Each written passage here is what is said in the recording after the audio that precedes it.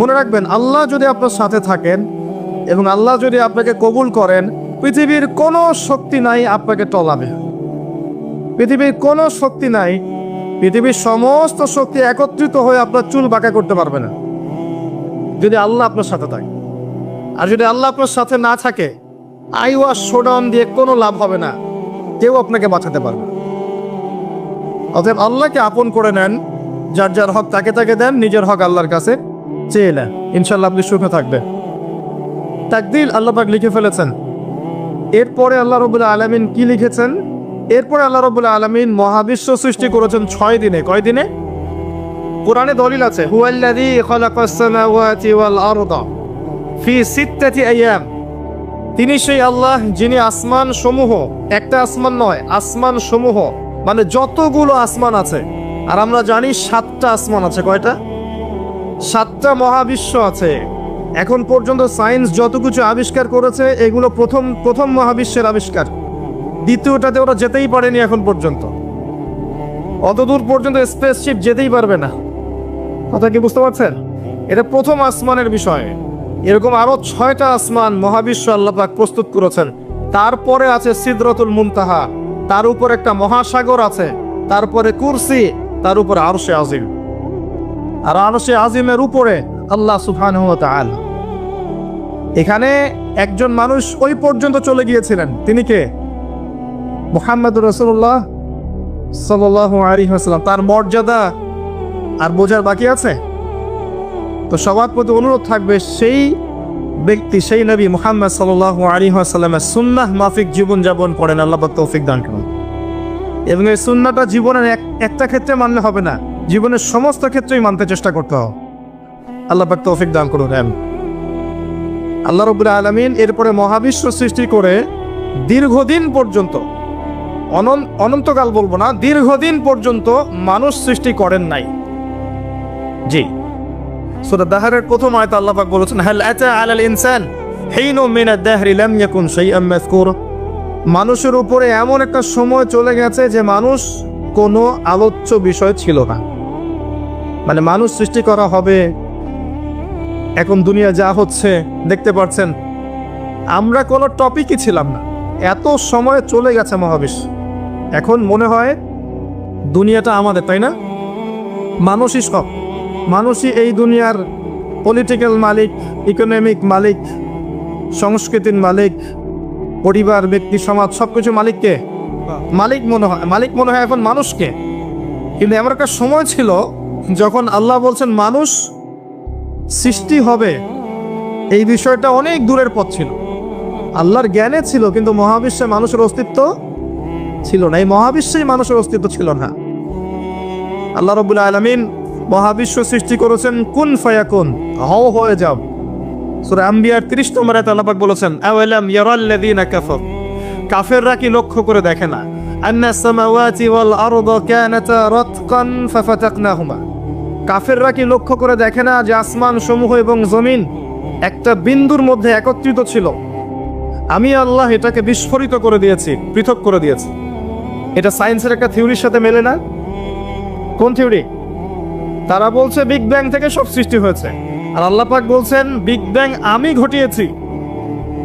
তাহলে চিন্তা যেখানে শেষ, আল্লাহ পাকের কুদরত সেখান থেকে কি শুরু। তা আমরা সীমাবদ্ধতা বুঝতে পারছি সায়েন্সের। আমি নিজেও সায়েন্সের ছাত্র, বাট আমি এটা স্বীকার করি সায়েন্স সবকিছুর সমাধান দিতে পারবে না।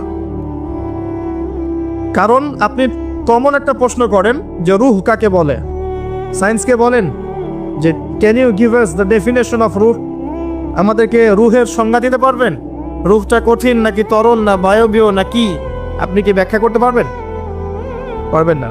সিম্পল। জিন জাতির ব্যাখ্যা দেন, ফেরেশতার ব্যাখ্যা দেন, কবরের আযাবের ব্যাখ্যা দেন, জান্নাত জাহান্নাম, হুর পরীর ব্যাখ্যা দেন। হুর পরি না, হুরুন আইন, ভুল হয়েছে, হুরুন আইন। মিজান, পুলসিরাত, এগুলোর ব্যাখ্যা দিতে পারবে? আমাদের আত্মাটারই তো ব্যাখ্যা দিতে পারছে না। ঘুম, স্বপ্নের ব্যাখ্যা দিতে পারবে? ঘুমন্ত অবস্থায় মানুষ হাসছে এবং কাঁদছে, কি জন্যে? ব্যাখ্যা দিতে পারবে? স্বপ্ন দেখছে, কোত্থেকে স্বপ্ন আসছে, আর স্বপ্ন মাঝে মাঝে সত্য কেমন করে হচ্ছে, এর ব্যাখ্যা দিতে পারবে? স্বপ্ন সত্যি হয় না, শেষ জামানায় মুমিনদের স্বপ্ন বেশি বেশি সত্য হবে, এমনও এসেছে হাদিস। আখিরুজ্জামানে মুমিনদের স্বপ্ন সত্যি হবে। নবী সাল্লাল্লাহু আলাইহি ওয়াসাল্লাম নবুয়তের আগে এমন স্বপ্ন দেখতেন সকালবেলা সত্য হয়ে যেত। নবুয়তের একটা অংশ স্বপ্ন 36 ভাগের 1 ভাগ সত্য স্বপ্ন। যাই হোক, আমরা টপিকে চলে আসি। আল্লাহ রাব্বুল আলামিন বিগ ব্যাং দিয়ে মহাবিশ্ব সৃষ্টি করার পর সুদীর্ঘকাল পর্যন্ত মানুষকে সৃষ্টি করেন নাই। এরপরে অনেক সময় পর আল্লাহ পাক ফেরেশতাদেরকে ডেকে বলছেন এই আয়াতটা, যে হে ফেরেশতারা, আমি পৃথিবীতে আমার খলিফা পাঠাতে চাই, মানুষকে আমার খলিফা করে পাঠাতে চাই। খলিফা কি জিনিস? যিনি কাপড় সেলাই করেন তিনি খলিফা? খলিফা কি জিনিস? খলিফার ডেফিনেশনটা শোনে না। আল্লাহ পাক আদম আলাইহিস সালাম ছাড়াও আরো একজন নবীর ব্যাপারে খলিফা শব্দ ব্যবহার করেছেন, তার নাম কি? শুকরান, কে বলেছেন? জাযাকাল্লাহ। দাউদ আলাইহিস সালাম, তার ব্যাপারে আল্লাহ পাক বলেছেন তিনি ছিলেন খলিফা। কোন সূরা? সূরা সাদ। কোন সূরা? সূরা সাদ। আল্লাহ পাক বলেছেন, ইয়া দাউদ, হে দাউদ, ইন্না জাআলনাকা খলিফাতান ফিল আরদ, নিশ্চয়ই আমি তোমাকে পৃথিবীতে আমার খলিফা করেছি। সুলাইমান আলাইহিস সালামের সময় এত উন্নত সভ্যতা ছিল যেটা আর কখনো আসবে না, এবং তাকে এত ক্ষমতা দেওয়া হয়েছিল আল্লাহর পক্ষ থেকে, যার কথা নবী সাল্লাল্লাহু আলাইহি সাল্লাম স্মরণ করে বলেছিলেন যে একটা জিন আমাকে সালাতের মধ্যে ডিস্টার্ব দিচ্ছিল, আমি ভাবলাম জিনটাকে ধরে বেঁধে রাখবো। এটা আমাদের নবীজি বলছেন, একটা জিন আমাকে নামাজে ডিস্টার্ব করছিল, আমি ভাবলাম জিনটাকে ধরে খুঁটির সাথে বেঁধে রাখি। তখন আমার সুলাইমানের কথা মনে পড়লো, আমার ভাই সুলাইমানের কথা মনে পড়লো। এ সুলাইমান আলাইহিস সালামকে আল্লাহ পাক এই ক্ষমতা দিয়েছিলেন, আর সুলাইমান আলাইহিস সালাম আল্লাহর কাছে দোয়া করেছিলেন, আল্লাহ আমাকে যে ক্ষমতা দিয়েছো এরপরে আর কাউকে দিও না, এটা দোয়া করেছিলেন। আমার সুলাইমানের কথা মনে পড়লো, আমি জিনটাকে ছেড়ে দিলাম, বাদলাম না। আমাদের নবী মুহাম্মদ সাল্লাল্লাহু আলাইহি ওয়াসাল্লাম মানুষের সম্মান বুঝতেন। আমাদের নবী মুহাম্মদ সাল্লাল্লাহু আলাইহি ওয়াসাল্লাম অন্যের সম্মান বুঝতেন, আর আমরা তার উম্মাহ, অন্যের সম্মান নষ্ট করতে পারলে আমাদের ভাত হজম হয়। অন্যের সম্মান নষ্ট না করা পর্যন্ত ভাত হজম হবে না। আর মুহাম্মদ সাল্লাল্লাহু আলাইহি ওয়াসাল্লাম অন্যের সম্মান বুঝতেন। আসেন, সুলাইমান আলাইহিস সালাম এবং দাউদ আলাইহিস সালাম এই জেরুজালেম থেকে বিশ্ব শাসন করেছিলেন। আর জেরুজালেম চিনেন তো আপনারা? কোন দিকে? চায়নার দিকে, রাশিয়ার দিকে, নাকি আমেরিকার দিকে? আচ্ছা, ওইদিকে আমরা পরে আসবো ইনশাল্লাহ। সভ্যতার সংকটের শেষের দিকে আমরা ওইদিকে আসবো ইনশাল্লাহ। এবার আসেন, দাউদ আলাইহিস সালামকে আল্লাহ পাক বলছেন তোমাকে খলিফা করেছি পৃথিবীতে, তোমার কাজ কি? ফাহকুম বাইনান নাসি বিল হক, হে দাউদ তোমার কাজ হচ্ছে মানুষের মাঝে ন্যায় বিচার করা, মানুষের মাঝে ন্যায় বিচার করা, হকের মানদণ্ডে বিচার করা। হকটা কি? এর উত্তরও কোরআন আপনাকে দিবে। কোরআনের চেয়ে কি আমি ভালো উত্তর দিতে পারবো? কোনটা হক, কোনটা বাতিল, কোনটা ন্যায়, কোনটা অন্যায়, আমি কি বেশি বুঝি না আল্লাহ বেশি বোঝেন? কোথায় স্পষ্ট করা আছে? আমার মস্তিষ্কে না কোরআনে? কোরআনে সূরা কাহফ খোলেন, আল্লাহ পাক বলেছেন ওয়াকুলিল হাক্কু মির রাব্বিকুম, হে নবী আপনি বলে দিন সত্য সেটাই যা তোমার রবের পক্ষ থেকে নাজিল হয়। আর কিছু বলার দরকার আছে? ফামান শাআ ফালইউমিন, যার ইচ্ছা হয় সে স্বীকার করুক, ঈমান নিয়ে আসুক। ওয়ামান শাআ ফালইয়াকফুর, যার ইচ্ছা হয় অস্বীকার করুক। ইন্না আ'তাদনা লিয-যালিমিনা নারান, অস্বীকারকারী জালেমদের জন্য আমি জাহান্নামের আগুন প্রস্তুত করে রেখেছি। বাস, আর কিছু বলার প্রয়োজন আছে? সূরা বাকারা আল্লাহ বলেছেন আল হাক্কু মির রাব্বিক ফালা তাকুনান্না মিনাল মুমতারিন, হক তোমার রবের পক্ষ থেকে আসে, তুমি সন্দেহবাদীদের অন্তর্ভুক্ত হও না। আসলে এটা হক কিনা, এই যুগে চলে কিনা, এই সন্দেহের অন্তর্ভুক্ত হও না। ইসলাম চির নতুন, চির প্রাচীন, চির আধুনিক, প্রত্যেকটা যুগের জন্য, শুধুমাত্র একটা যুগের জন্য নয়, এবং শুধু মুসলিমদের জন্য না, সবার জন্যেই। কোরআন এবং সুন্নাহ শুধু আমাদের সম্পত্তি নয়, পুরো মানব জাতির সম্পত্তি। এখানে সবার হেদায়েত আছে, হোক সে হিন্দু ভাই বা খ্রিস্টান ভাই বা বুদ্ধিস্ট বা জিউ যেই হোক না কেন সবার হেদায়েত এখানে আছে। আসেন, আল্লাহ পাক কোরআনকে হক বলছেন।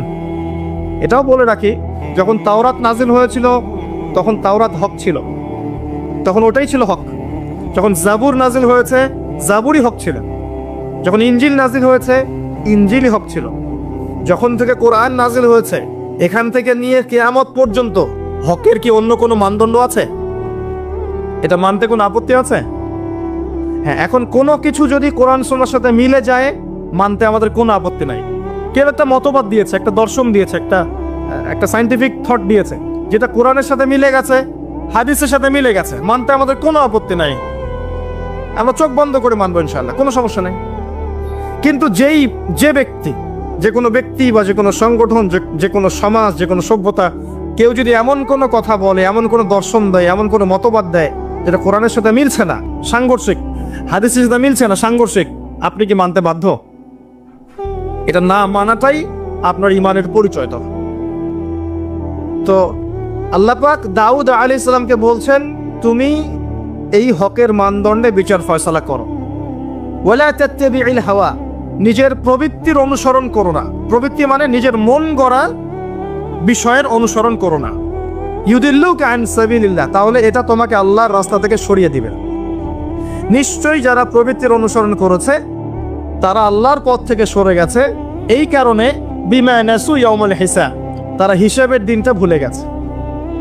আমি কি বুঝাতে পারছি ভাই? তাহলে আল্লাহ পাক খলিফার ফাংশন দিলেন। খলিফার কাজ কি তাহলে? খলিফার কাজ হচ্ছে আল্লাহর পক্ষ থেকে আসা সত্যের মানদণ্ডে মানুষের মাঝখানে ফয়সালা করা। আমার কথা ক্লিয়ার? পরিবেশ পরিস্থিতি যদি অনুকূলে না থাকে সে করবে না, তার ক্ষমতা নাই। লা ইউকাল্লিফুল্লাহু নাফসান ইল্লা উসআহা। কিন্তু আকীদা রাখতে কি কোনো সমস্যা আছে যে এটাই চূড়ান্ত সত্য? আমি তো আগেই বলেছি, এই যুগে সারেন্ডার করতে হবে। আপনি 100% ইসলাম ফলো করতে পারবেন না। তো 100% ইসলাম ফলো করা এই যুগে আমার মতে পসিবল না, ইল্লা মাশাআল্লাহ। তো আল্লাহ পাক যদি কিছু মানুষকে বাছাই করে তৌফিক দেন, সেটা আল্লাহ পাকের নিজস্ব ব্যাপার, ইখতিয়ার, স্বাধীনতা। আসেন, আল্লাহ রাব্বুল আলামিন এখানে খলিফার ফাংশন বললেন এবং আদম আলাইহিস সালামকে এই খলিফা করে পৃথিবীতে পাঠালেন। সভ্যতা শুরু হলো। সভ্যতার শুরু রোমকদের দ্বারা হয় নাই, সভ্যতার শুরু পশ্চিমাদের দ্বারা হয়নি, সভ্যতার শুরু হয়েছে নবীদের দ্বারা। সর্বপ্রথম সভ্যতার ধারক বাহক হচ্ছেন আদম আলাইহিস সালাম, যাকে আল্লাহ পাক খলিফা করে পৃথিবীতে পাঠিয়েছেন। যে বা যারা পৃথিবীতে আল্লাহর বিধান অনুযায়ী চলছে তারা আল্লাহর খলিফা। কথা বুঝতে পারছেন? আর যারা পৃথিবীতে আল্লাহর বিধান অনুযায়ী চলছে না তারা আল্লাহর খলিফা নয়, তারা শয়তানের খলিফা। এবার আসেন, আদম আলাইহিস সালামকে সৃষ্টি করার পরেই কি পৃথিবীতে পাঠানো হয়েছে? না, আগে কি করা হয়েছে? আগে জ্ঞান শিক্ষা দেওয়া হয়েছে। শুরু থেকেই জ্ঞান আছে, আর এই জ্ঞান সৃষ্টিগতভাবে আমাদের মধ্যে ছিল না, আল্লাহ পাক শিখিয়েছেন। তাহলে সভ্যতা এগিয়ে যাবে কিভাবে? জ্ঞান চর্চার মধ্য দিয়ে। বুঝতে পারছেন? আগে জ্ঞান। এখনো যদি আপনি একটা সুন্দর সভ্যতা চান, জ্ঞান চর্চা এছাড়া কোনো অপশন নাই। জ্ঞান এর চর্চা, প্রসার প্রচার, সভ্যতা সমাজ সুন্দর হবে ইনশাআল্লাহ। এরপর কি হলো? সভ্যতা এগিয়ে গেল কিভাবে? তার বুকের হাড় থেকে হাওয়া আলাইহিস সালাম, এই যে সভ্যতার একটা অংশ, মহিলাদেরকে ছাড়া কি আপনি সমাজ চিন্তা করতে পারবেন? তারা আমাদের মধ্য থেকেই সৃষ্টি এবং বাঁকা হাড় থেকে। জোরে চাপ দিতে যায়েন না, ভেঙে যাবে। জোরে চাপ দিতে যায়েন না, ভেঙে যাবে। বাস্তব অভিজ্ঞতা থেকেই বলছি। আর ছেড়ে দিলে আবার ওইভাবেই থেকে যাবে। এজন্য উত্তম নসিহতের মধ্য দিয়ে একটু মানায় টানায় চলতে হবে আর কি। দুনিয়ার জীবন সবকিছু 100% মনের মতো হবে না, একটু মানায় নিয়ে চলতে হবে। কারণ আমি নিজেও সাহাবী নই, দেখবেন আমার স্ত্রীও মহিলা সাহাবী নন, আপনিও সাহাবী নন, আপনার স্ত্রীও মহিলা সাহাবী নন। তাই ওই হিসাব কিতাব করে লাভ ভাই। আমরা সবাই অপরাধী, সবার মাঝে ল্যাকিংস আছে। এই জন্য সবার উচিত সবার ভুলগুলোকে ক্ষমা করে দুনিয়ার জীবনটা হৃদ্যতা ভালোবাসার সাথে কাটানো। তাহলে পরিবার ঠিক থাকবে ইনশাআল্লাহ। এরপরে কি? পরীক্ষা। কিসের পরীক্ষা? এই গাছের কাছে যেও না। কোন গাছ? এই প্রশ্নের দরকার নাই তো আমার, কোন গাছ? যে গাছই হোক, এই গাছের কাছে যেও না। তার আগে আল্লাহ পাক বলে দিলেন আদম আসো। ফেরেশতাদেরকে ডাকলেন, আদম তুমি এই নামগুলো বলে দাও। তিনি সব নাম বলে দিলেন। ফেরেশতাদেরকে আগে জিজ্ঞাসা করেছিলেন তোমরা বলে দাও, তারা বলেছে লা ইলমা লানা ইল্লা মা আল্লামতা। এখানে জ্ঞানের মধ্য দিয়ে আল্লাহ পাক আদম আলাইহিস সালামকে সম্মানিত করলেন। জ্ঞান, সম্মান, নবী, সভ্যতার সূচক। আমার কথা কি বুঝতে পারছেন? এরপরে ইবলিস, সবাই সেজদা করলো। আদম জ্ঞানে জয়ী হয়েছে, তোমরা সবাই তাকে সেজদা করো। আল্লাহ পাক আদম আলাইহিস সালামকে বড় করলেন, কারণ তিনি তাকে ভালোবাসেন। আল্লাহ পাক আমাদেরকে ভালোবাসেন, বাসেন না? আল্লাহ পাক আমাদেরকে প্রচন্ড ভালোবাসেন। আর আপনি যাকে ভালোবাসবেন তাকে বড় করতে চাইবেন না? আল্লাহ পাক আদম আলাইহিস সালামকে উঁচু করলেন, তোমরা আদমকে সিজদা করো। ওয়া ইয কুলনা লিল মালাইকাতি ইসজুদু লিআদম ফাসাজাদু, সবাই সিজদা করলো ইল্লা ইবলিস। ইবলিস কেন সিজদা করলো না? কিয়াস করলো, খলাকতানি মিন নার ওয়া খলাকতাহু মিন তিন। আমাকে সৃষ্টি করেছেন আগুন দিয়ে, তাকে সৃষ্টি করেছেন মাটি দিয়ে, আমি কেন তাকে সিজদা করতে যাব? রিমেম্বার, লিসেন টু মি, ইবলিসের জ্ঞান ছিল, ইবলিসের আমল ছিল। আই রিপিট, ইবলিসের জ্ঞান ছিল, ইবলিসের আমল ছিল। ইবলিসের মাঝে বিনয় ছিল না, অহংকার ছিল। ইবলিস ধ্বংস হয়ে গেছে। যদি আমাদের জ্ঞান, আমাদের ডিগ্রি, আমাদের সার্টিফিকেট আমাদেরকে অহংকারী বানায়, আমরা ইবলিসের কাতারভুক্ত হয়ে যাব, নাউযুবিল্লাহ। ঠিক আছে? এবার ইবলিসকে বের করে দেয়া হলো, চিরস্থায়ী জাহান্নামী, অভিশপ্ত করা হলো। আদম এবং হাওয়া আলাইহিস সালাম জান্নাতে রাখা হলে। গাছের কাছে যেও না, তারা চলে গেলেন। কিভাবে চলে গেলেন? এখানে আসেন। ইবলিস এসে ওয়াসওয়াসা দিয়েছে। কি ওয়াসওয়াসা সেটা শোনেন। এটা একটা ভালো প্রশ্ন। কোন ওয়াসওয়াসায় পড়ে তার এই কাজটা করে ফেললেন? এটা সূরা তহার মধ্যে আছে। কোন সূরা? তহা। এখানে আল্লাহ পাক বলেছেন, ইবলিস এসে বলেছিল যে তোমরা যদি ওই গাছের কাছে যাও এবং এর ফল খাও, তাহলে তোমরা চিরস্থায়িত্ব লাভ করবে। চিরস্থায়িত্ব, অমর হয়ে যাবে, অমর। কথা বুঝতে পারছেন? অমরত্ব। অমরত্বের টোপ দিয়ে ইবলিস এভাবে ওয়াসওয়াসা দিয়েছে আমাদের পিতাকে, আমাদের মাকে। এর ফলশ্রুতিতে আল্লাহ রাব্বুল আলামিন আমাদেরকে নামিয়ে দিয়েছেন পৃথিবীতে। আল্লাহ পাক নামিয়ে দেওয়ার সময় আদম এবং হাওয়া আলাইহিস সালাম তাদেরকে ক্ষমা করে দিয়েছেন, কিন্তু একটা সময় দিয়েছেন, এখন আর জান্নাতে থাকা হবে না, পৃথিবীতে চলে যাও, এখানেও চিরস্থায়ী জীবন পাবে না, নির্দিষ্ট সময় থাকবে। এর মধ্যে আমি তোমাদের রিজিক দিব, তোমাদেরকে আমি খাবার দিব, বাসস্থান দিব, সব কিছু দিব, স্ত্রী সন্তান যা যা লাগে মৌলিক চাহিদা সব দিব।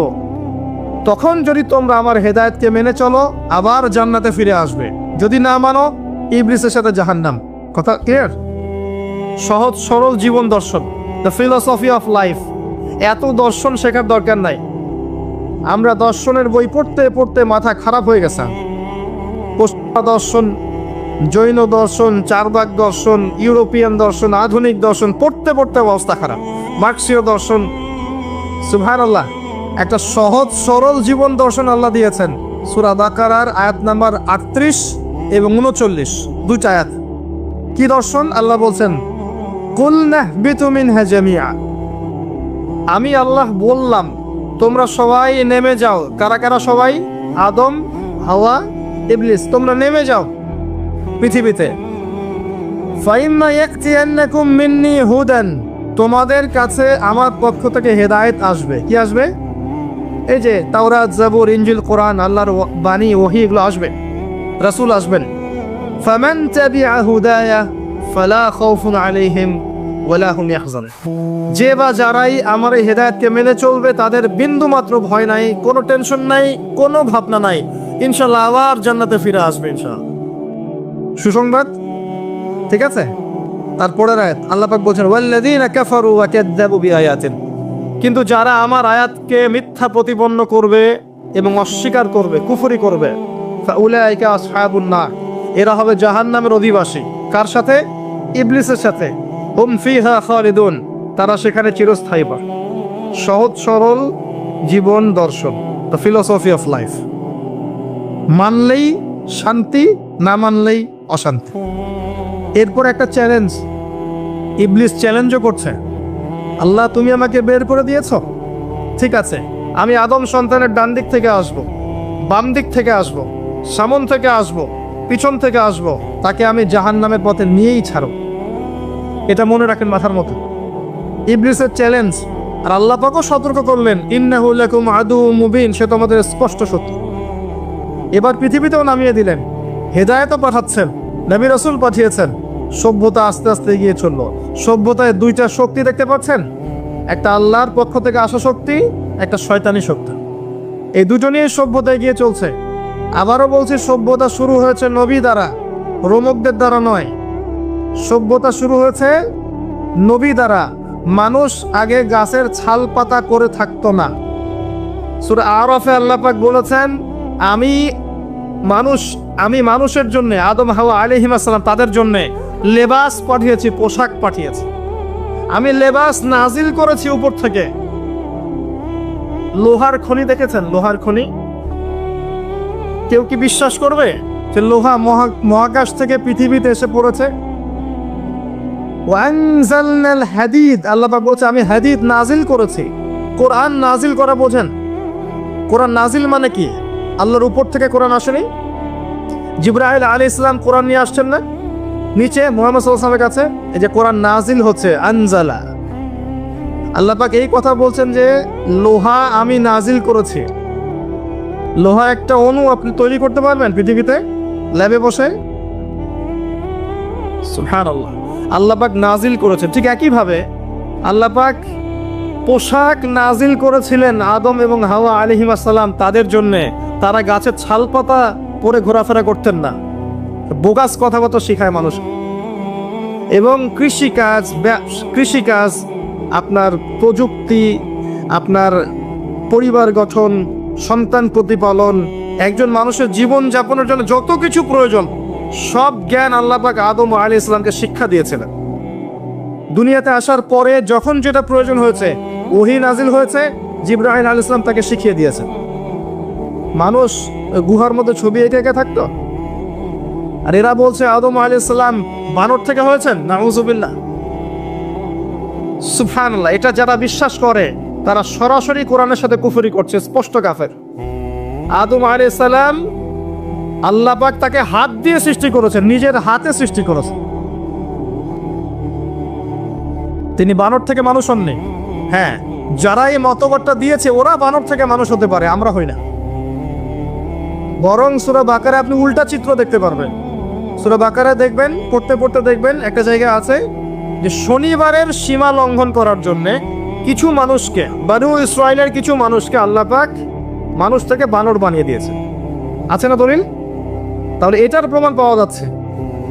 সুবহানাল্লাহ। আসেন, সভ্যতা এগিয়ে চলল। সভ্যতা দুটা শক্তি, আল্লাহর বিধান, আল্লাহ নাজিলকৃত পবিত্র তাওহীদ, এবং অপর সাইডে আছে শয়তানের শিরক। কথা কি বুঝতে পারছেন? দিন দিন এগিয়ে চলতে লাগলো। প্রথম কি ক্রাইমটা হলো পৃথিবীতে? সভ্যতার প্রথম ক্রাইম হয়েছে হাবিল কাবিল। কে কাকে হত্যা করেছে? কাবিল হাবিলকে হত্যা করেছে। কি কারণে? ঈর্ষা। এখান থেকে এই সভ্যতার শিক্ষা কি? শিক্ষা হচ্ছে এটাই, আজকের দিনেও যদি আমরা হাবিল আর কাবিলের মতো, কাবিল যেমন করে ঈর্ষা পরায়ণ হয়ে হাবিলকে হত্যা করেছে, এই ঈর্ষা ত্যাগ না করতে পারি, তাহলে এই উম্মার তাকদীরে খারাপই আছে। কথা কি বোঝা যায়? আমরা এখন পর্যন্ত সেই কাবিলের সুন্নত ত্যাগ করতে পারি নাই। ভিতরটা হিংসা দিয়ে ভর্তি, জর্জরিত। এগুলো যদি খুলে আল্লাহ পাক দেখাতে পারতেন জনগণের সামনে, লজ্জায়, দুর্গন্ধে, ধিক্কার জানাতে আপনি আমার লেকচারও শুনতে আসতেন না। হ্যাঁ, যদি আমার কলিজাটাকে খুলে আল্লাহ পাক দেখাতেন যে দেখো এর কলিজার মধ্যে কি পরিমাণ হিংসা আছে, ঈর্ষা আছে, দুনিয়ার লোভ আছে, লালসা আছে, পরশ্রী কাতরতা আছে, দুর্গন্ধে, আপনি আমার লেকচার শুনতে আসতেন না। জি, এটা সৌভাগ্য যে আমাদের ভিতরটা আল্লাহ পাক দেখান না। আল্লাহ পাক আমাদের কলবটাকে পরিষ্কার করুন, আত্মশুদ্ধি দান করুন, আল্লাহ নূর দান করুন, এবং ঈর্ষা ত্যাগ করার তৌফিক আল্লাহ পাক দান। এবার আসেন, সভ্যতা এগিয়ে চলছে। লেকচারটা একটু লম্বা হতে পারে, একটু ধৈর্য ধরেন। সভ্যতা এগিয়ে চলছে। আদম আলাইহিস সালামের যুগে কোনো পাপাচার খুব একটা দেখা যাচ্ছে না, শুধু এই পাপাচার ছাড়া। এর পরের জেনারেশনে গিয়ে দেখছি নূহ আলাইহিস সালামের কওম। কার কওম? নূহ আলাইহিস সালাম। 5 জন বড় বড় নবীর একজন। 5 জন বড় বড় নবীর নাম নূহ আলাইহিস সালাম, ইব্রাহিম, মূসা, ঈসা, মুহাম্মদ সাল্লাল্লাহু আলাইহি ওয়াসাল্লাম। আমি কিন্তু শেষে প্রশ্ন করব, উত্তর দিতে হবে, ঠিক আছে? ইনশাআল্লাহ। সঠিক উত্তর দিতে পারলে পুরস্কার, না পারলে যে পারবে তাকে আপনি হাদিয়া দিবেন, আপনার পকেট থেকে হাদিয়া নিয়ে তাকে দেওয়া হবে ইনশাআল্লাহ।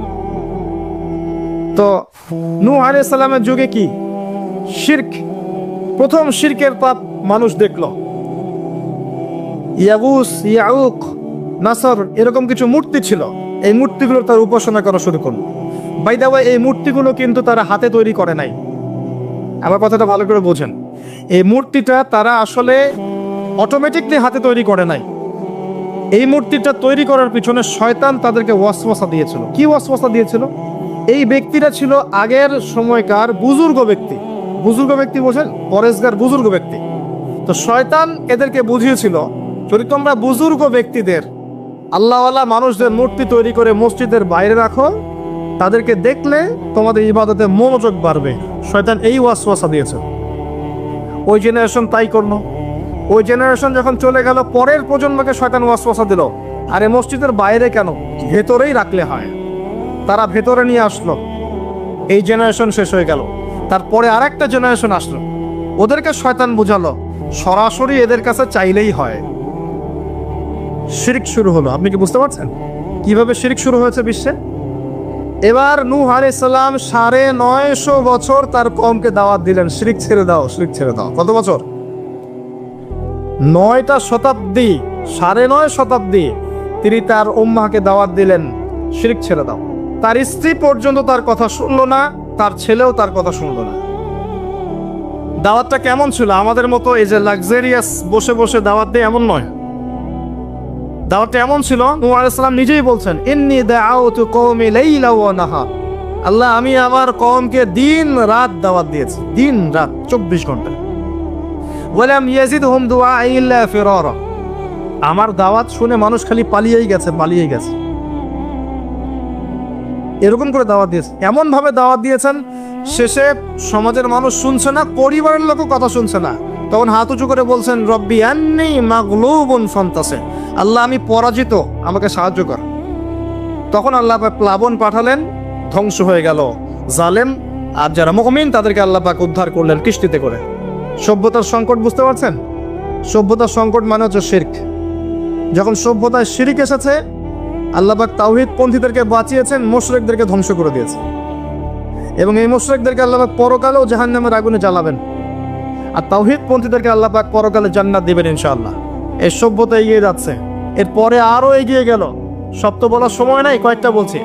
এগিয়ে যেতে যেতে একটা কওম আসলো, একটা সভ্যতা আসলো, যারা এত শক্তিশালী, ফিজিক্যাল স্ট্রাকচার এত লম্বা চওড়া, মানে এক একজন তাল গাছের সমান সমান লম্বা মানুষ, আদম সন্তান।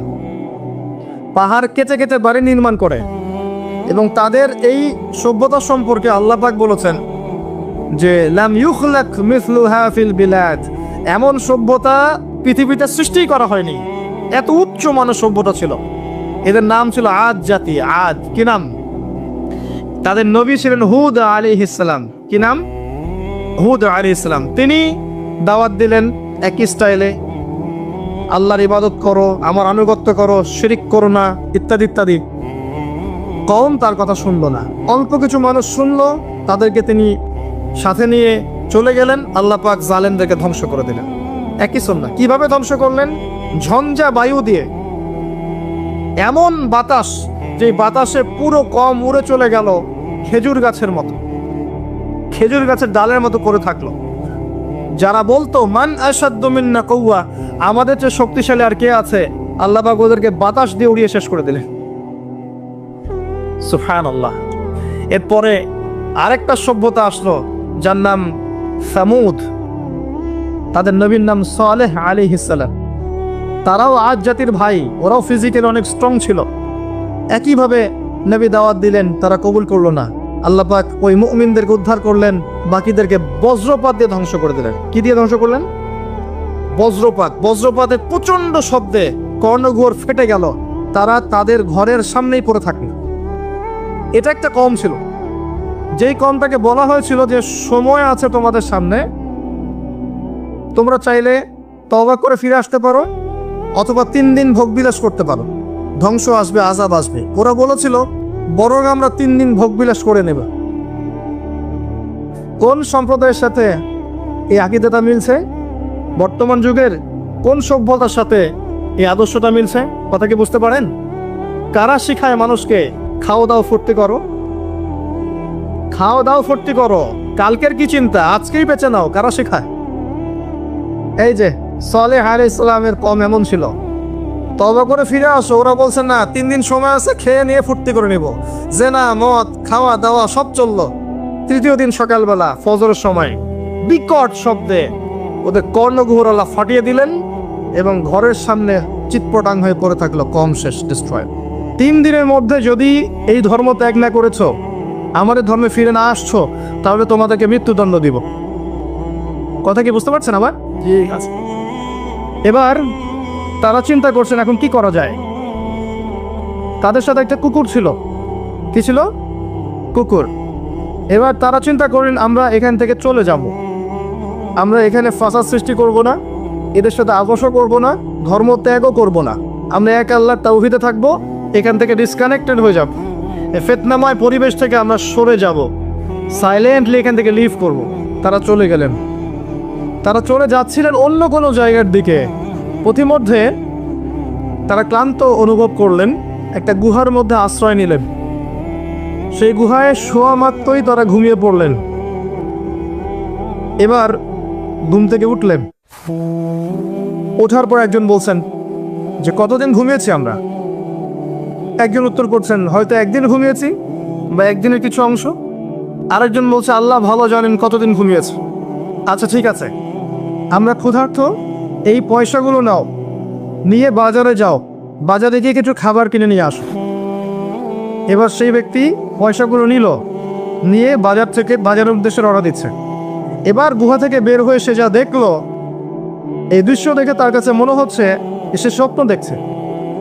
এটা কোনো স্বপ্ন, দুঃস্বপ্ন মনে হয়।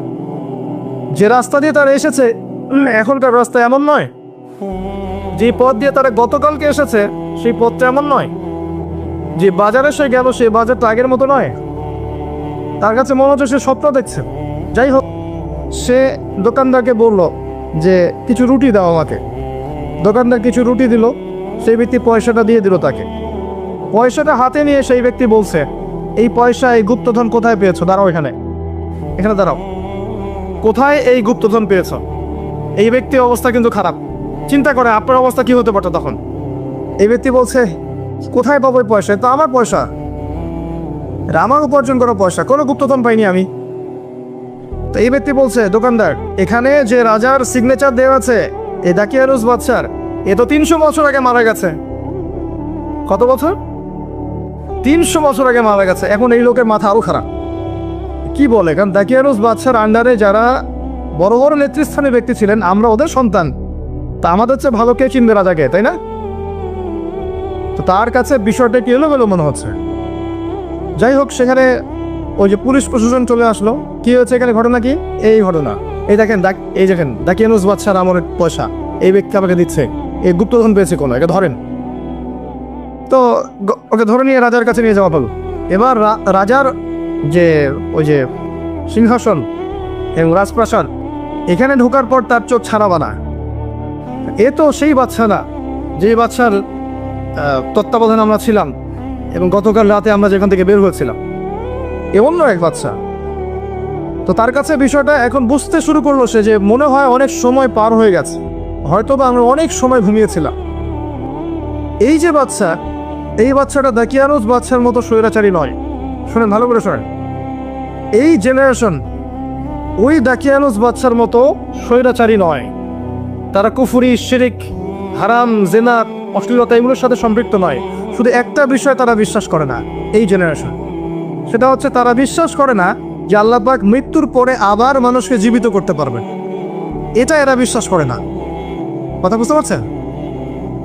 এবার এই বাদশা বলছে, তোমরা কি সেই 7 জন বা 9 জন যুবক যারা আজকে থেকে 300 বছর আগে এখান থেকে চলে গিয়েছিলে? তোমার বাকি সাথীরা কোথায়?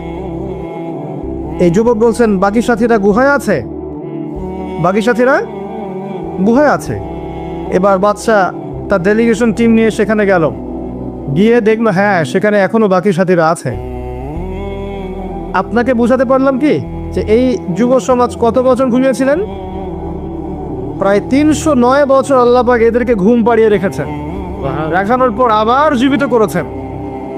করে তারা যে সভ্যতা থেকে বের হয়েছিল, যে সভ্যতা ছিল জালেম, ফাসেক, অশ্লীলতায়, হারামে লিপ্ত, এরপর অন্য একটা সভ্যতার সময় তাদেরকে জীবিত করেছেন, ঘুম থেকে উঠিয়েছেন, যারা পরকালে বিশ্বাস করতো না। আল্লাহ পাক এই 7 জন বা 9 জন যুবককে দিয়ে একটা পুরো সভ্যতাকে মেসেজ দিলেন যে আল্লাহ এই 300 বছর ঘুম পাড়িয়ে জীবিত করতে পারেন, ঘুম থেকে ওঠাতে পারেন, সে আল্লাহ অবশ্যই মৃত্যুর পর মানুষকে পুনরুজ্জীবিত করতে পারবেন। সবাই ইমানদার হয়ে গেল, আলহামদুলিল্লাহ। কি মেসেজ? মেসেজগুলো শোনে। ওই দাকিয়ানুস বাদশার যে যুগটা ছিল, ওই যুগের অবস্থার এখনকার বিশ্ব অবস্থার মধ্যে কোনো পার্থক্য নাই। ওই দাকিয়ানুস বাদশার যুগটা ছিল শিরকে ভরা, এখনকার ওয়ার্ল্ডটা শিরকে ভরা। ধর্ম, অর্থনীতি, রাজনীতি, জিওপলিটিক্স, সামাজিক বিষয়, প্রতিটা বিষয়ের মধ্যে শিরকের আগ্রাসন দিয়ে ভরা আছে। আপনাকে ওই 2 চোখ দিয়ে দেখতে হবে। কয় চোখ দিয়ে? ওই যুগটা যেমন অশ্লীলতায় পূর্ণ ছিল, এখনকার যুগের দিকে তাকিয়ে দেখবেন অশ্লীলতায় পরিপূর্ণ যুগ একটা। ফ্যামিলি স্টেবিলিউশন, নেক্সট ড্রেস আপ, ছেলে মেয়ে পোশাক করা, মেয়ে ছেলে পোশাক করা, পর্নোগ্রাফি, জিনা, ব্যভিচার, পরকিয়া, এগুলোতে ভর্তি হয়ে গেছে এখনকার বিশ্বটা। ঠিক দাকিয়ানুস বাদশার যুগের মতোই। দাকিয়ানুস বাদশার যুগের মতোই হালাল হারামের পরোয়া অনুসরণ করছে না। সুদ খাচ্ছে, ঘুষ খাচ্ছে, দুর্নীতি করছে, অন্যের সম্পদ আত্মসাৎ করছে, রিজিকের ক্ষেত্রে হালাল হারামের কোনো পরোয়া করছে না। ঠিক ওই যুগের মতোই প্রতিটা বিষয়ে কুফর, শিরিক, অশ্লীলতা, মাদক, পর্নোগ্রাফি, হালাল হারামের মানদণ্ড উল্টে দেয়া, আল্লাহর হালালকে হারাম করা, আল্লাহর হারামকে হালাল করে নেয়া, শিরিক করা, স্ট্যাচু ওয়ার্শিপ করা, প্রতিটা বিষয় এই বিশ্বের মধ্যে আছে। এবং যে বিশ্বে মাসিহ বের হবে, যখন সে বের হবে, তখনকার বিশ্বে এগুলো আরো সর্বোচ্চ মাত্রায় থাকবে। এখন যা আছে তার চেয়ে আরো বেশি মাত্রায় থাকবে। এখন মেসেজটা কি? এরকম অবস্থাতেও আল্লাহ পাক কিছু যুবককে হেদায়েত করবেন ইনশাআল্লাহ, কিছু মানুষকে আল্লাহ পাক হেদায়েত করবেন। ইন্নাহুম ফিতয়াহ আমানু বিরাব্বিহিম ওয়া জিদনাহুম হুদা। ওই রকম সমাজের মধ্যেও আমি কিছু যুবককে হেদায়েত করেছিলাম যারা আমার প্রতি ঈমান নিয়ে এসেছিল এবং আমি তাদের হেদায়েতকে বাড়িয়ে দিয়েছিলাম। আল্লাহ পাক যুব সমাজকে হেদায়েত করবেন ইনশাআল্লাহ আগামীতে, এবং এখনো করবেন ইনশাআল্লাহ, এবং আল্লাহ পাক তাদের হেদায়েতকে বাড়িয়ে দিবেন ইনশাআল্লাহ। এরপর কাজ কি? ওই যুব সমাজ কি করেছিল? ঈমানটা প্রথমে গোপন রেখেছে। আপনাকেও প্রথমে সাইলেন্টলি দিলে কাজ করতে হবে, তারপর প্রকাশ্যে দাওয়াত দিয়েছে, আপনাকেও দাওয়াতে কাজ করতে হবে। এরপর দেখবেন বাধা এসেছে, তাদেরকে আলটিমেটাম দেওয়া হয়েছে, তারা এই ফিতনাময় পরিবেশ থেকে নিজেরা সরে গিয়েছেন, ডিটাচড হয়ে গিয়েছেন, সাইলেন্টলি সরে গেছেন ওখান থেকে, যে এই ফিতনার সাথে আমি নাই। এবার রাসূলের হাদিসে আসেন, নবী সাল্লাল্লাহু আলাইহি ওয়াসাল্লাম বলেছেন শেষ জামানে এমন একটা সময় আসবে যখন মানুষের ঈমান ধরে রাখা হাতের মধ্যে আগুন ধরে রাখার মতো হবে। মানুষ সকালে মুমিন থাকবে, বিকেলে কাফের হয়ে যাবে, বিকেলে কাফের থাকবে, সকালে মুমিন হবে। মানুষ এমন হবে, ইয়াবিউ রাজুলু দীনাহু লিগরদি দুনিয়া, মানুষ দুনিয়ার স্বার্থে দিনকে বিক্রি করে দিবে। নবীজি বলেছেন এমন একটা যুগ আসবে যখন ফিতনা এমন ভাবে ছড়িয়ে পড়বে যে মুমিনের কাছে ঈমান বাঁচানোর জন্য শ্রেষ্ঠ সম্পদ হবে কিছু বকরির পাল, গবাদি পশু। এগুলোকে নিয়ে সে পাহাড়ি এলাকায় চলে যাও, সেখানে গিয়ে থাকা শুরু করবে, সমাজ থেকে ডিটাচড। ফিতনা এমন ভাবে ছড়িয়ে পড়বে। নবীজি আরো বলেছেন আমর ইবনে আস রাদিয়াল্লাহু আনহুকে, ফিতনাময় পরিবেশে তুমি কি করবা? ঘরে থাকবা বেশি বেশি, মানুষের সাথে বেশি মেশার দরকার নাই, নিজের পাপের জন্য কান্নাকাটি করতে থাকবা, আর মানুষের সাথে কম কথা বলবা, কম বের হও বাসা থেকে। মানে পুরো বিষয়গুলো বোঝাচ্ছে আপনাকে যে ফিতনাময় পরিবেশে এখানে ডুবে থেকে আপনি সংস্কার করাটা ডিফিকাল্ট হবে। আপনাকে ফিতনা থেকে ডিটাচড, একদম ডিসকানেক্টেড হতে হবে। হওয়ার পরে আপনাকে এই সংস্কারের কাজ করতে হবে। মুমিনরা যারা ঈমান বাঁচিয়ে রাখতে চাইবে তাদেরকে ফিতনা থেকে ডিসকানেক্টেড হতে হবে। পরিবারকে সময় দেন, বাসায় থাকেন, বিনা প্রয়োজনে বাইরে বের হন না, বেশি বেশি তওবা ইস্তেগফার করেন, আমল নামা গুছিয়ে নেন, মানুষের সাথে বেশি মেশার দরকার নাই, বেশি ফিতনাময় পরিবেশে এসে সংস্কার করতে যাওয়ার দরকার নাই। আপনি নিজেকে নিয়ে ব্যস্ত থাকেন, পরিবারকে নিয়ে ব্যস্ত থাকেন, নিজের ইমান আমলটাই হেফাজত করার চেষ্টা করেন। কারণ এমন একটা পরিবেশ আসবে যে ফিতনাগুলো এত ভয়াবহ হবে যে আপনার কাছে এরকম ডিসকানেকশন ছাড়া কোনো পথই খোলা থাকবে না। এখন হয়তো তেমনটা নয়, সেটা আসবে আস্তে আস্তে সামনে। এখনও দাওয়াতি কাজ করছেন, প্রেক্ষাপট সবসময় এমন থাকবে না। ভৌগোলিক পরিবর্তন, মহামারী, ঘূর্ণিঝড়, জলোচ্ছ্বাস, ভূমিকম্প, আল্লাহর আসমানি গজব, জমিনি বালা দিন দিন বাড়তে থাকবে। মহামারীর সিজনগুলো শেষ হোক, তারপর দেখবেন ওয়াদা আদাহু সানাওয়াতু জালাজিল, এরপরে আসবে জালজালার বছরগুলো, ভূমিকম্পের বছরগুলো। সামনে ভূমিকম্পের সিজন আসবে। আল্লাহু আলাম বিসওয়াব, কত সালে কখন আল্লাহু আলাম, বাট এটা একটা সময় আসবে। সানাওয়াতু জালাজিল এত সহজ হবে না আগামী দিনগুলো উম্মার জন্য। এমনভাবে হাদিসের শব্দ এসেছে যে একজন মুমিন চিন্তা করবে যে আগামী দিনটার চাইতে চলে যাওয়া দিনটাই মনে হয় ভালো ছিল। মানুষ মনে করবে যে গতকালটাই মনে হয় আগামীকালটার চেয়ে ভালো ছিল।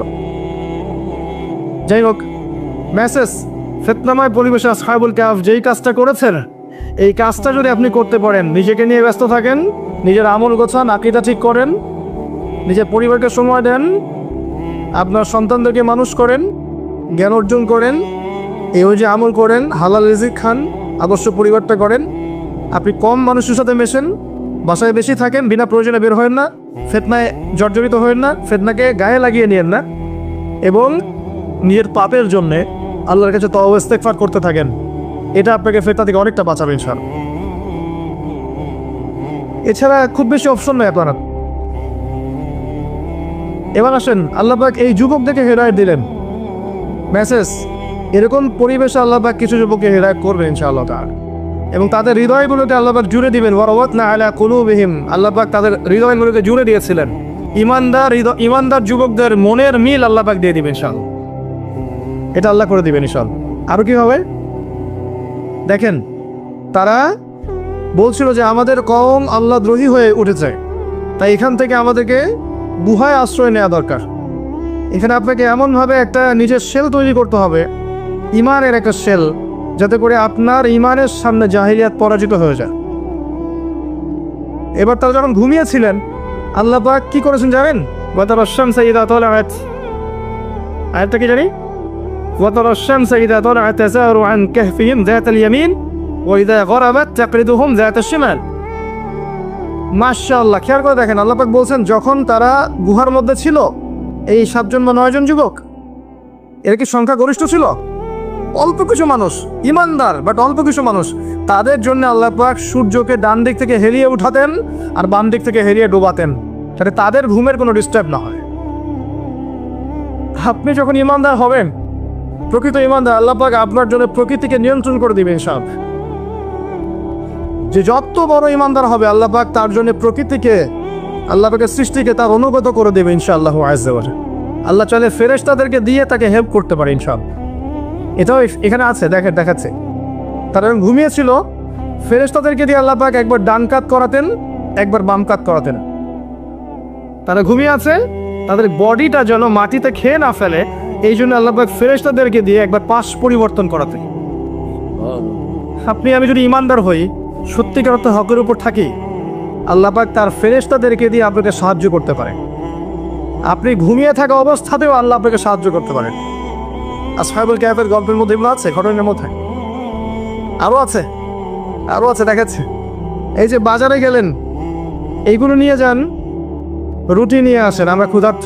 ফালইয়ানজুর আইয়ুহা আজকা তুআমা, খেয়াল রাখবেন কোন খাবারটা উত্তম, পবিত্র খাবার। আপনাকে শেষ জামানায় খাবার বেছে বেছে খেতে হবে, সব খাবার খাওয়ার দরকার নাই। ফ্রেশ এবং পবিত্র খাবারগুলো খুঁজে খুঁজে খান, নাহলে আপনার ফিজিক্যাল স্ট্রাকচারটা নষ্ট হয়ে যাবে। প্রচুর খাবার আপনার চারপাশে ঘুরছে, যেগুলো ম্যানুফ্যাকচার্ড এবং যেগুলোর মধ্যে ক্ষতিকর বিষয় আছে, দিব্যি খেয়ে যাচ্ছেন ভেজাল খাবার। এতে আপনার ফিজিক্যাল যে কন্ডিশন, স্ট্যাবিলিটি, ইমিউনি সিস্টেম, এটা দিন দিন কলাপস করছে। সামান্য সর্দি জ্বরের ভাইরাসে মানুষ মারা যেত না, এখন সামান্য সর্দি জ্বরের ভাইরাসে র্যাপিডলি মানুষ মারা যাচ্ছে। অ্যান্টিবায়োটিকে কাজ করছে না, ডাক্তার থেকে জিজ্ঞাসা করবেন, অ্যান্টিবায়োটিক ওষুধও কাজ করছে না এখন। আপনার খাবারের ব্যাপারে সচেতন হন। আর ছাগলকে আজ ঘুম থেকে উঠে বলেছিল আমরা ক্ষুধার্ত, খাবার কিনতে যাচ্ছ যাও, কিন্তু খেয়াল রাখবে কোন খাবারটা পবিত্র। কি সেন্স, খেয়াল রাখবে কোন খাবারটা পবিত্র। আপনাকে এই ফিতনাময় যুগে খেয়াল রাখতে হবে কি খাচ্ছেন, ভিতরে কি যাচ্ছে। পবিত্র খাবার খুঁজে খুঁজে খান। একটা মেসেজ দেই, 300 বছর পর পকেটে হাত ঢুকিয়ে মুদ্রা বের করেছেন। কত বছর পর মুদ্রা দিয়ে বলেছেন খাবার কিনে আন। কি এমন মুদ্রা যার মান 300 বছরে কমে যায় নাই? কি এমন মুদ্রা? Electronic money, credit card, paper money, নিঃসন্দেহে এমন কিছু ছিল, হয় গোল্ড দিনার অথবা সিলভার দিরহাম, এরকম কিছু ছিল হয়তো বা, যার মান 300 বছরেও পড়ে যায় নাই। মাশাআল্লাহ, আপনি এখন 1 বছর কাজ করেন, 1 বছর দৈনিক 12 ঘন্টা করে কাজ করেন, এবং 1 বছরে ধরেন আপনি 10 লাখ টাকা আর্ন করেছেন। এই 10 লাখ টাকাকে আপনি 300 বছর রেখে দেন, আপনার টাকার অস্তিত্বই থাকবে না। 300 বছর পর বের করে ওই যে দেয়ালের মধ্যে ওয়ালপেপার হিসেবে আটকা রাখতে হবে। আর আসহাবুল কাহফ 300 বছর পর মুদ্রা বের করেছেন, যা রুটি কিনে নিয়ে আসেন। ওই টাকা চলেছে ওই সময়। সমাজদার কে ইশারা কাফি, বুঝে নেন যা চলছে এগুলোর মধ্যে একটা প্রতারণা আছে। এবং দরিদ্রদের, দুর্বলদের, আমরা তো দুর্বলদের সম্পদকে এভাবে সাক করা হচ্ছে, রক্তের মতো চুষে ফেলা হচ্ছে। আপনি 1 বছর শ্রম দিয়েছেন, যে টাকাটা আর্ন করেছেন, যখন এই মানটা অর্ধেক হয়ে গেল, তার মানে আপনার অর্ধেক শ্রম থেকেও নিয়ে চলে গেল। শুধু মুদ্রার মান কমে যায়নি, আপনার একবার শ্রমটাও তো নিয়ে চলে গেল। আমি যদি আপনাকে বলি আমার ফার্মে কাজ করেন, 1 বছর কাজ করেন, আমি আপনাকে 6 মাসের স্যালারি দেবো, করবেন? বা 1 বছর কাজ করেন, আমি আপনাকে 11 মাসের স্যালারি দেবো, 1 মাসের স্যালারি দেবো না, করবেন? আপনি 1 বছর কাজ করছেন, সম্পদ জমাচ্ছেন মাশাআল্লাহ, ইলেকট্রনিক পেপারে মাশাআল্লাহ, এবং ভাবছেন যেটা সাস্টেইন করবে, রেখে দিচ্ছেন, দেখছেন মান কমে যাচ্ছে। তখন আপনি আপনার শ্রমটা হারালেন। কে নিচ্ছে আপনার শ্রম? ওই যে পশ্চিমা নিচ্ছে আপনার শ্রম, পশ্চিমারা চুষে নিচ্ছে। ওরা দেখেন দিন দিন ইনভেস্ট করছে, এরপরে আবার সুদ আছে, এর উপরে আবার সুদ আছে, তারপরে আবার এই যে আপনার যাকাতটাকে আমরা সরিয়ে দিচ্ছি, তখন আরও অবস্থা খারাপ। সমাজটা সাম্যাবস্থা থাকছে না এখানে, এটার মধ্যে ব্যালেন্স কমে যাচ্ছে। আল্লাহ পাক বোঝার তৌফিক দান করে। আমিন। এই যে আসহাবুল কাহফের গল্পটা বললাম, গল্প বলতে ভুল হয়, আর এটা আসলে ঘটনা, সত্য ঘটনা, এটা গল্প করা ঠিক হবে না, এটা সত্য ঘটনা। এই যে ঘটনাটা আমি বললাম, এই ঘটনার মধ্যে আপনার জন্য মেসেজ আছে। তো প্রথম কাজ আমার নসিহত হচ্ছে পড়াশোনা করেন, প্রচুর জ্ঞান অর্জন করেন, এমন জ্ঞান যেটা আপনার কয় চোখ খুলবে? 2 চোখ। কার মতো? খিদির আলাইহিস সালামের মতো। কার মতো?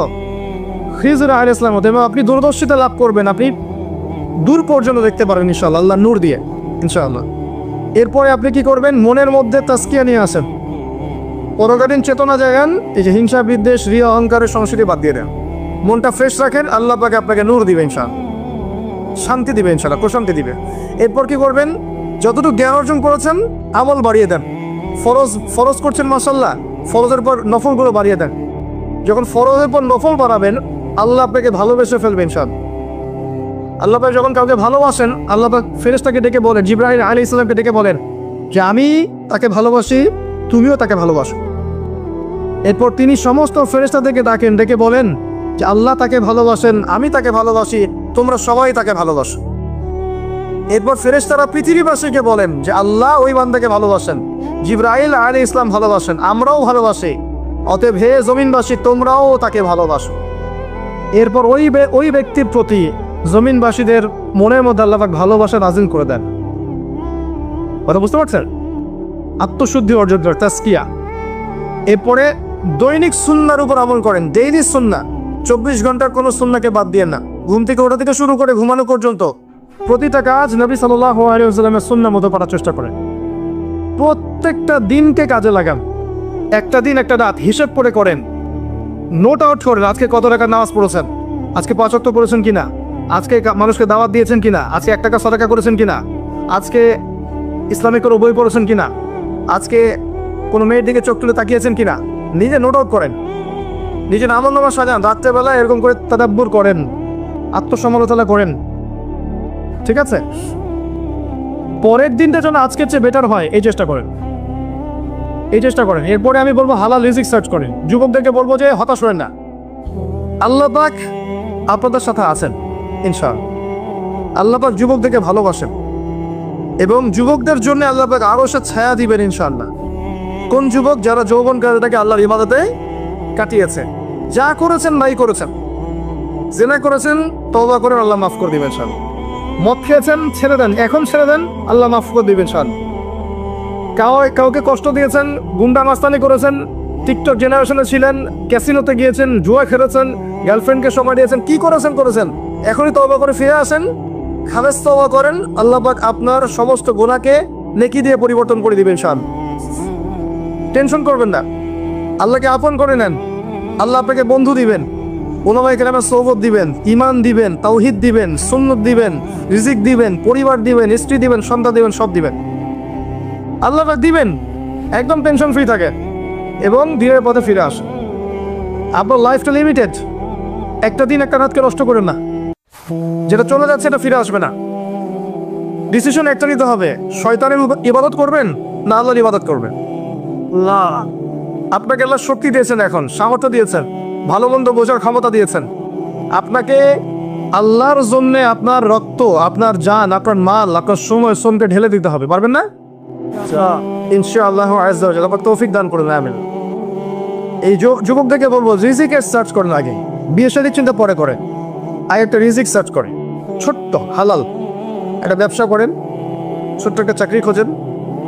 যদি প্রতিভা থাকে আমি বলবো গভর্নমেন্ট বড় বড় পোস্টের জন্য অ্যাপ্লাই করেন, বিসিএস দেন, বড় বড় পোস্টে অ্যাপ্লাই করেন। কারণ যত বেশি ভালো ভালো মানুষ উপরের লেভেলে যাবে তত শান্তি শৃঙ্খলা বজায় থাকবে ইনশাআল্লাহ। আর আপনারা যদি মনে করেন যে ওখানে যাওয়ার দরকার নাই, ওখানে গেলে খারাপ হয়ে যাব, তাহলে তো আরো খারাপ মানুষ এখানে আসবে না? পড়াশোনা করেন, গভর্নমেন্ট জবের জন্য অ্যাপ্লাই করেন, বিসিএস কোচিং করেন, ক্রিয়েটিভ কিছু করেন, নতুন কোনো প্রজেক্ট করেন। অনেক ভাই আছে না কৃষিভিত্তিক প্রজেক্ট করে নাই, করে ভালো করছে না?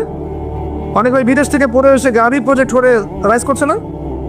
নতুন কিছু করেন, ক্রিয়েটিভ কিছু, মানে আমি দেশকে, জাতিকে, সমাজকে এবং উম্মাকে ভালো কিছু দেওয়ার চেষ্টা করেন আপনার প্রতিভা দিয়ে। একটা হালাল রিজিকের সোর্সের ব্যবস্থা করেন, এরপরে আপনি বিয়ে করতে যান। বিয়ের ক্ষেত্রে খাদিজা রাদিয়াল্লাহু আনহার মতো কোনো মেয়েকে আল্লাহর কাছে চেয়ে নেবেন, আল্লাহর কাছে চাইবেন, আল্লাহ পাক দিবেন ইনশাআল্লাহ। আল্লাহর হাত কি সংকীর্ণ না প্রশস্ত? প্রশস্ত। আল্লাহ পাকের হাত প্রশস্ত। এখন যদি কোনো মেয়ের সাথে সম্পর্ক থেকে থাকে, বিয়ের আগে হারান, মোবাইল নাম্বার ডিলিট করে চলে যান। আবার ডিলিট করার আগে বলেন না ফোন করে যে আমি আর তোমার সাথে কথা বলবো না, এটাই শেষ কথা। ওইটা বলতে গেলে আর কথা ছাপতে পারবেন না, ওটা বলতে গেলে আবার আপকে যাবেন, ডিসকানেক্টেড হয়ে যান। ছেড়ে দেন, আল্লাহ পাক নেককার স্ত্রী আপনাকে দিবে ইনশাআল্লাহ। এমন মেয়ে আল্লাহ পাক দিবে ইনশাআল্লাহ, যে মেয়ে দেখবেন আপনাকে আল্লাহর পথে চলতে এমনভাবে সাপোর্ট করবে যাতে আপনি বিশ্ব জয় করতে পারবেন ইনশাআল্লাহ তাআলা। আর আপনি যেগুলোর পিছনে ছুটছেন এগুলো কোশ্চিন কালে আপনাকে প্রশান্তি দিবে না, আপনাকে তার চাহিদা পূরণ করতেই সারা জীবন ব্যস্ত থাকতে হবে। ভুল করতে যায় না, এটা বিগ ডিসিশন জীবনে। এই ডিসিশনে যে ভুল করেছে তার সারা জীবন জাহান্নাম। মনে রাখবেন, এখানে যে সুখী তার জীবনটাই জান্নাত। এখানে পরিবারে পারিবারিক জীবনে যে সুখী নেককার স্ত্রী আছে তার পুরো জীবনটাই জান্নাত। ভুল করতে যাবেন, আল্লাহর কাছে চাইবেন, দোয়া করবেন, বলেন রব্বানা হাব লানা মিন আজওয়াজিনা ওয়া যুররিয়াতিনা কুররাতা আয়ুন ওয়াজআলনা লিল মুত্তাকিনা ইমামা। এরপর সন্তান সন্ততি হবে, সন্তান সন্ততিটাকে এমনভাবে মানুষ করবেন যেভাবে আপনি হতে পারেন নাই। ফ্রম দ্য ভেরি বিগিনিং ওদেরকে ইসলাম দিয়ে দিবেন, ইসলাম, ইমান, তাওহীদ, সুন্নাহ এগুলো শেখাবেন। অন্যরা কি বলে বলুক, আপনি আপনার বাচ্চাকে আল্লাহর পথের জন্য তৈরি করবেন। পারবেন না? শুধু কি ছেলে হলেই করবে, মেয়ে হলে করবে না? মেয়েটাকে বেশি গুরুত্ব দিবেন। মেয়েটা কি করবেন? বেশি গুরুত্ব দিবেন। মেয়ে হলে খুশি হবেন, মেয়ে হলে বেজার হয় না আমাদের দেশের মানুষ অনেকে, মেয়ে হলে আরো বেশি খুশি হবেন। কারণ একটা নেককার নারী, একটা মুজাহিদ প্রজন্ম জন্ম দিতে পারবে ইনশাআল্লাহ। ওই যে হাজরা আলাইহিস সালাম তার গর্ভ থেকে জন্ম নেননি ইসমাইল আলাইহিস সালাম। ইসমাইল আলাইহিস সালামকে বলা হচ্ছে যে তোমাকে জবাই করব, তোমার মত কি? সে কি বলছে? ইয়া বাতি ফাইল মা তুমার, হে আমার বাবা, যা আপনাকে আদেশ করেছে আল্লাহ আপনি সেটা করেন। সাতাজিদুনি ইনশাআল্লাহ মিনাস সাবিরিন, আমাকে সবরকারী পাবেন ইনশাআল্লাহ। এই যে ছেলে ইসমাইল, তাকে তার বাবা মানুষ করেননি, তার মা মানুষ করেছে। তাকে কে মানুষ করেছে? মেয়েদের যত্ন নেন, বোনদের যত্ন নেন, স্ত্রীকে সময় দেন এবং মেয়েদের মধ্যে দাওয়াতি কাজ বাড়ান। মেয়েরা যে কত বিভ্রান্ত হয়ে গেছে এখন আপনি কল্পনা করতে পারবেন না। সামান্য কয়টা টাকার জন্যে মানুষ বুঝিয়ে দিয়েছে যে এটা হচ্ছে কেরিয়ার এবং তুমি সম অধিকার প্রাপ্ত, সমাজে তোমার অনেক ডিগনিটি। অল্প কিছু টাকার কারণে নেচে গিয়ে আইসক্রিম বিক্রি করছে, সামান্য কয়েকটা টাকার কারণে। ডিগনিটি বাড়ে না এগুলোতে? এগুলোতে ডিগনিটি বাড়ে, সম্মান কি এগুলোতে পাওয়া যায়?